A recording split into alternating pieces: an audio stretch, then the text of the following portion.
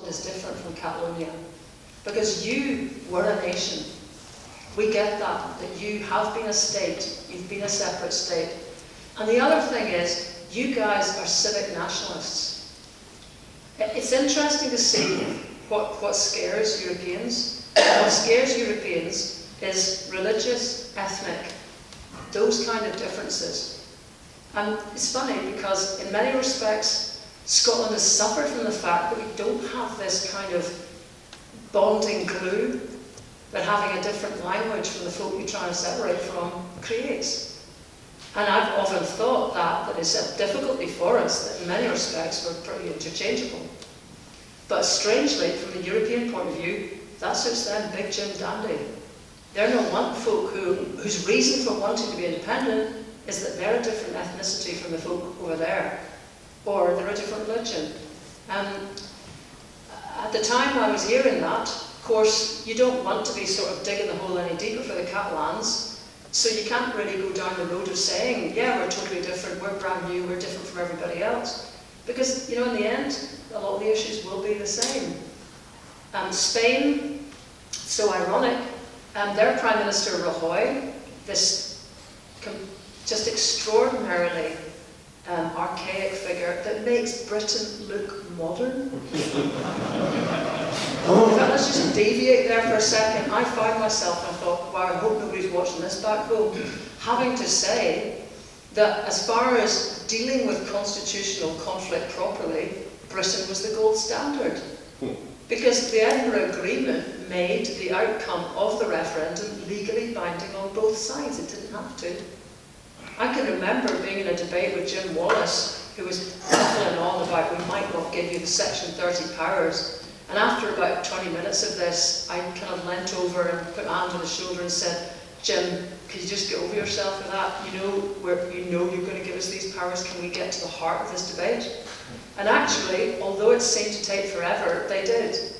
I mean, they didn't try to pretend that what is a political difference, because we had an elected government with a mandate for independence referendum here and a different outlook in Westminster, they didn't try to hide that under a constitutional cloak. They actually took that as a political argument head on and then did Project Fear. I'll grant you. But the basis of it was a square go. The Spanish won't do that. They're still pretending it's a constitutional issue. They're not allowing these guys to have the straightforward political discussion they want to have. They're hiding behind the Constitution. And it was extraordinary. So many people came up and said, wow, the British were really great with you, with your independence referendum. And I was having to actually accept that was probably true. But it's also very significant because, you know, when I was talking about Norway and the question of energy, what you do first becomes a template. Well, hey, there's a template. We have been lucky or pushed enough to get a legally binding referendum as a result of a political difference. And we're heading right towards material difference county again, either with Brexit or the melee that follows. So actually, we're not anywhere near in as bad a situation as the poor Catalans are, although we will still have Prime Minister Rajoy to deal with, by the looks of it. Because if you remember, he was the one who tried to, and did, scare the bejesus out of a lot of people by saying that the Scots would never get into the EU. He backed the wrong horse. We are the Europeans. It's so ironic the way this has all worked out. If anyone cared about the ideals of Europe, well, there's 5 million people here who still want to join, but that's the very folk that he was trying to scare into, huckle into, shutting up, sitting back, and accepting the leadership of an isolationist, Little Englander society and government that will never become Europeans. So he's still there. We will have those difficulties. And actually, when I was mentioning that option of EFTA, sadly, he could have a say in that too. Because you can only become a member, becoming a member of EFTA will be straightforward for Scotland. They've all said that they want us in. The problem is getting into the EEA. And that has to be approved by the 4 members of EFTA and the 27, which means that there could be a veto. from Spain again. But as far as I understand it, nobody expects that to be anything like as likely, because if the will of EFTA is that they've accepted a new member, then the expectation is the EU will not stand in their way. So that seems like a long set of stories about things that isn't what you came to hear tonight. I can. But the point is, you know, we can talk about all the other stuff, that's fine. But, you know, if we don't begin to get our peppers up and look around us at what is possible, then what are we actually pushing towards? It seems to me it's very important that we know where we're going. We don't just know where we're coming from. I have a stepdaughter who is one of these uncanny knacks of managing to hit a lot of very complex ideas in the head. And we were off learning to ski. I mean, I'm sure like many other folk, even though you're on the foothills of the skiing zone here, how many people can ski?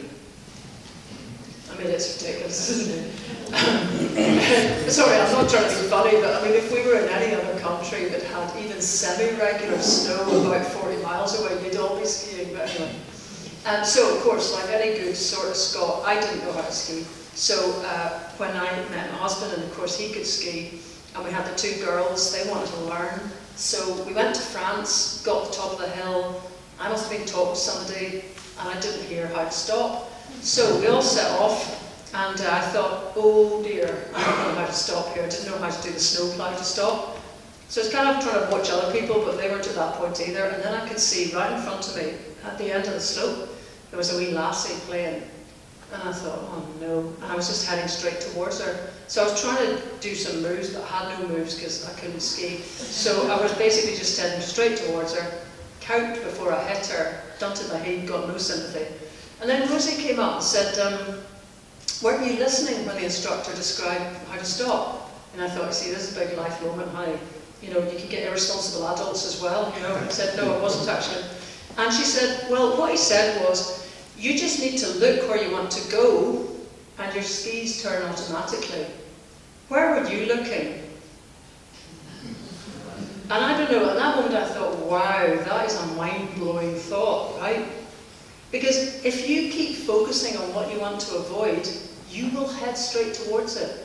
What I had to do at that moment seemed counterintuitive. Although all that was worrying me was that lassie, I had to look away from her to where I wanted to go, and I would have been all right. And I think we're in the same boat. You can sit, and I know you will. We'll ask questions about the BBC, you can't do anything about it.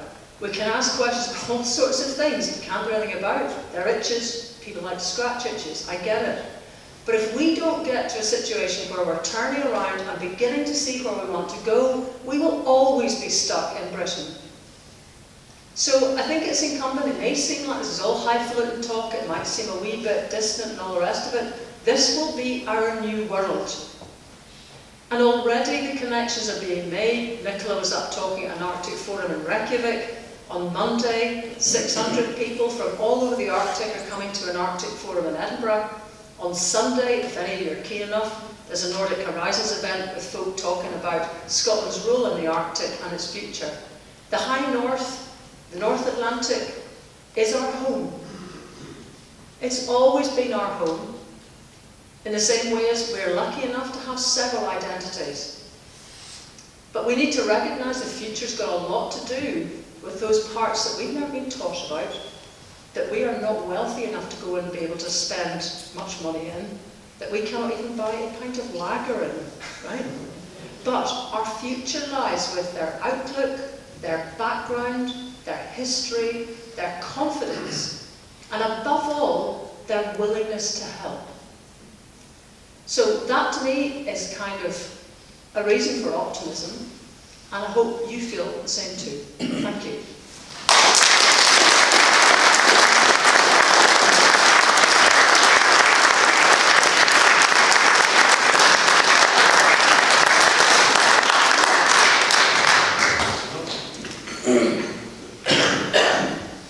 Thanks very much, Lesley. That's fascinating. We're going to have a break now. There's lots of tea and coffee and cake next door, and the idea then is for everyone to come back maybe in 20 minutes, and we'll have a question and answer session then. A couple of things. Lesley's actually got some copies of that book here, which are available, and Jason is here from the Indie app. Does anybody here not know what the Indie app is? What's to say? Yeah, the Indie app is an app for your phone. My friend here has mentioned it. I'm just not knowing anything about it. Okay. Explain it really. Yeah, well, Jason's here. If you want to have a word with him, he can explain all the fantastic new features that have just been built into the app as well. It allows everybody to connect with each other. There are groups all over the country. I'm not sure just how many now, Jason. 131. 131 groups across the country, all connected. So if you have any kind of event like the one we've had tonight, you can tell the whole of Scotland through one message.